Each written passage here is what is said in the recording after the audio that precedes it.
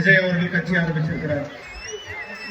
அந்த விஜய் அவர்களும் இன்றைக்கு விநாயகர் சொன்னாங்களா, சொன்னாரம்மா, சொன்னாங்கன்னா சொல்றீங்க அவர் கூட விநாயகர் சதுர்த்திக்கு வாழ்த்து சொல்லுங்க. அப்போ பெரும்பான்மையான மக்கள் கொண்டாடுகின்ற விழாக்களை, அந்த விழாக்களை அவர்கள் மதிக்க வேண்டும். ஒரு அரசியல் கட்சி அல்லது பொது கட்சிக்கு பொது சேவைக்கு வந்துவிட்டால் அனைத்து மக்களையும் ஒருங்கிணைப்பவர் தான் சிறந்த ஆட்சியாளர்களாக, சிறந்த நிர்வாகம் கொடுத்தவர்களாக இருக்க முடியும். சகோதரர்கள், உங்களுக்கு எல்லாம் தெரியும், யாத்திரைக்கு கொடுத்த வரவேற்பு அன்றைக்கு அனைவருமே ஒரு பயத்தை கொடுத்தது. அதனாலதான் ஸ்டாலினை கூட ஓட்டுக்கு பயந்துட்டு வேலை தூக்கினார். உதயநிதி ஸ்டாலின் ஓட்டுக்கு பயந்துட்டு வேலை தூக்கினார்.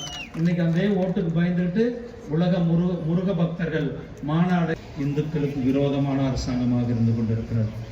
ஸ்டாலின் அவர்கள் எதற்கோ வாழ்த்துக்கள் சொல்லுகிறார்கள். அமெரிக்கால இருந்துட்டு அரசாங்கத்தை சொல்றாரு. ஏன் விநாயகர் சதுர்த்திக்கு வாழ்த்து சொல்றதுக்கு அவருக்கு என்ன வலிக்குதா? விநாயகர் சதுர்த்திக்கு ஏன் வாழ்த்து சொல்லவில்லை?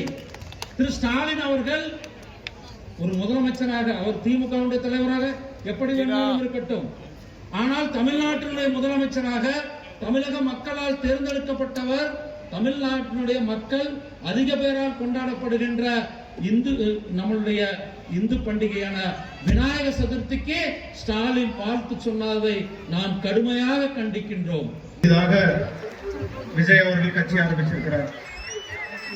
அந்த விஜய் அவர்களும் இன்றைக்கு விநாயகர் சொன்னாங்களா, சொன்னாரம்மா, சொன்னாங்கன்னா சொல்றீங்க அவர் கூட விநாயகர் சதுர்த்திக்கு வாழ்த்து சொல்லுங்க. அப்போ பெரும்பான்மையான மக்கள் கொண்டாடுகின்ற விழாக்களை, அந்த விழாக்களை அவர்கள் மதிக்க வேண்டும்.